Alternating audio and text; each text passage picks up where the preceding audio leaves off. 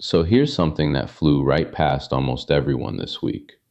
The company that owns nearly a tenth of Ripple, the group that spent an entire decade quietly making XRP feel normal in Japan, just handed a tiny Singapore startup you've probably never heard of the keys to build institutional XRP lending across the whole Japanese market. The giant is SBI. The startup is called Doppler, and they announced it in the very same stretch of days that Japan's parliament tore up its own crypto rulebook. But here's the part that makes this genuinely fascinating. The technology this whole thing is supposed to run on, it doesn't fully exist yet. So today, let's talk about why the smartest money in XRP is building a door before the wall is even up. So let's start with what actually happened. On July 13th, Doppler Finance and a company called SBI Digital Finance announced a strategic partnership to build institutional XRP finance in Japan. And I know, strategic partnership is the most overused phrase in all of crypto, right? Usually it's two logos on a slide and nothing else. But stay with me because the specifics matter. If you caught our earlier video, you'll remember Doppler as this Singapore outfit building yield products on XRP. Well, they've grown up. Their whole pitch has quietly shifted. They used to be a yield protocol. Now the first thing you read on their site is rebuilding capital markets for the tokenized era. That's a much bigger swing. They don't just want to help you earn on idle-XRP anymore. They want to be the plumbing underneath tokenized lending, collateral, real-world assets, all of it. And their head of institutions, a guy who goes by Rocks, put it about as cleanly as you can. He said Doppler was built to turn digital assets from passive holdings into productive financial capital.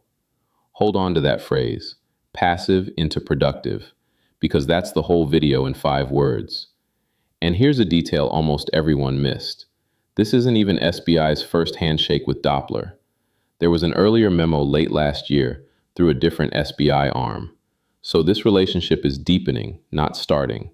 One bit of honesty though. As of today, this is a framework. No live product yet, no published rates, nothing to click on. It's a direction, not a dashboard. And we'll stay straight about that the whole way through. So why does it matter that it's SBI on the other side of this table?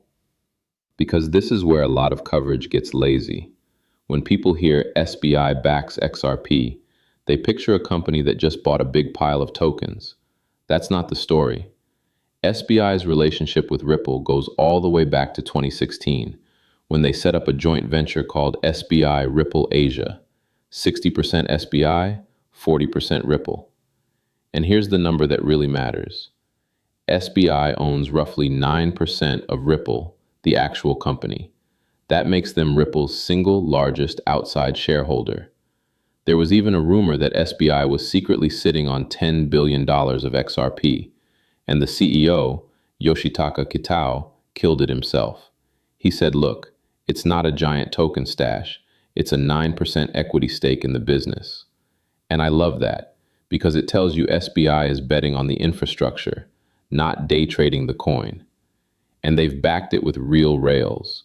SBI Remit is Japan's live XRP remittance corridor.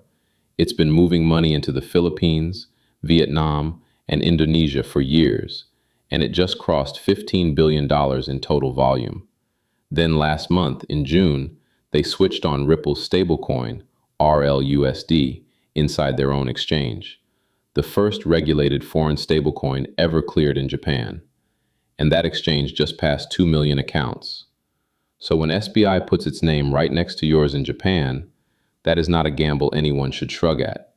That's the most credible XRP institution on the planet saying, we'll vouch for this.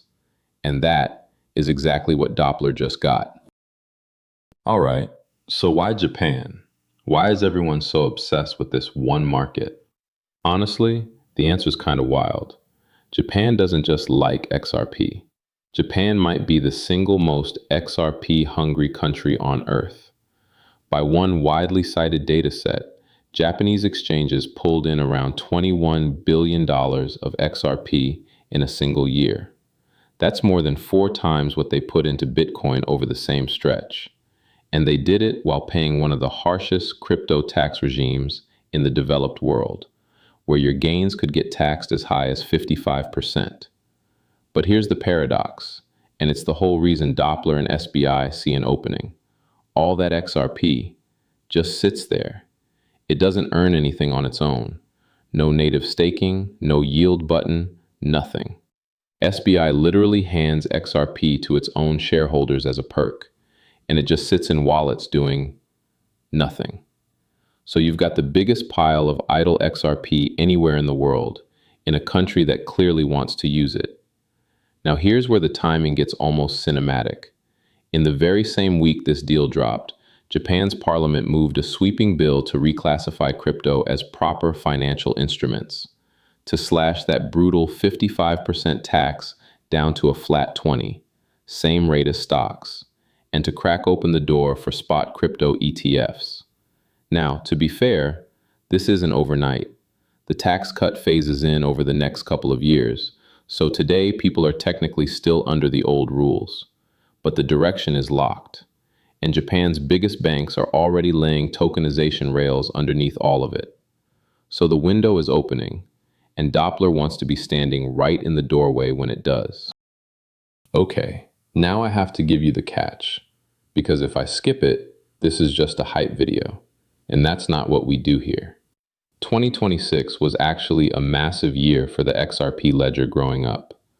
A whole stack of institutional features went live: multi-purpose tokens, on-chain credentials for Know Your Customer, permissioned trading venues built for regulated players. All real, all shipped. But the one piece Doppler and SBI actually need, for lending, it's not live yet. On the XRP Ledger, native lending is supposed to come from two proposed upgrades: a lending protocol and a single asset vault. And if you pull up the Ledger's own amendments page right now, both are sitting there marked open for voting at only about a third of the validators. Not enabled, stuck in limbo. So yeah, Doppler is positioning itself as the workflow layer on top of a feature that hasn't switched on yet. And their design adds a wrinkle. This style of lending can be uncollateralized, backed by off-chain underwriting, with a licensed lender like SBI's Hash Hub handling the credit side. More powerful, but let's be honest, also more risk. Real default risk, real counterparty risk. And the numbers today are humble. Doppler's total value locked is sitting right around $100 million, and it's been pretty flat for months. So the deals are getting signed at the top, but the money hasn't exactly flooded in on-chain yet.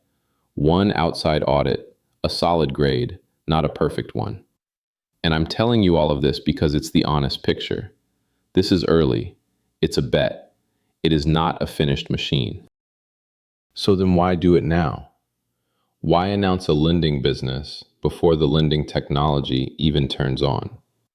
Because that is the entire strategy. Think about who else is circling this exact spot. There's a company called Evernorth, a publicly traded XRP treasury vehicle, backed by both Ripple and SBI, holding hundreds of millions of XRP. And it's pushing hard for that same lending upgrade to finally go live. And guess what? Evernorth also partnered with Doppler earlier this year. So these aren't rivals racing each other. They're all quietly wiring up the same room before the lights come on. And zoom out one more level. Ripple itself has spent the last year buying the kind of credibility you can't fake. It bought a prime broker, rebranded it Ripple Prime, and plugged it into the same clearing plumbing Wall Street runs on. It picked up a conditional national trust bank charter in the US. So look at the whole board. You've got the biggest stash of idle XRP in the world sitting in Japan. A regulated Japanese lender inside SBI ready to handle it. Doppler building the rails to move it. The ledger upgrade that unlocks it inching toward a vote. And a whole country rewriting its laws to welcome exactly this. Any one of those alone is a headline. All of them together, that's a machine being assembled in plain sight. And when that lending switch finally flips, the people who started building today are the ones who'll already have the door wide open. That, right there, is what turning passive into productive actually looks like. So where does all of that leave us? Honestly, in a genuinely exciting spot, as long as we stay clear-eyed about it. This deal is a framework, not a finished product. Nothing's live yet, but the pieces lining up behind it are very real and very deliberate. So here's your takeaway, and a real thing you can go do. If you want to know whether this turns from slide deck into an actual product, don't watch the price, watch the technology. Pull up the XRP Ledger's known amendments page and keep an eye on that lending upgrade.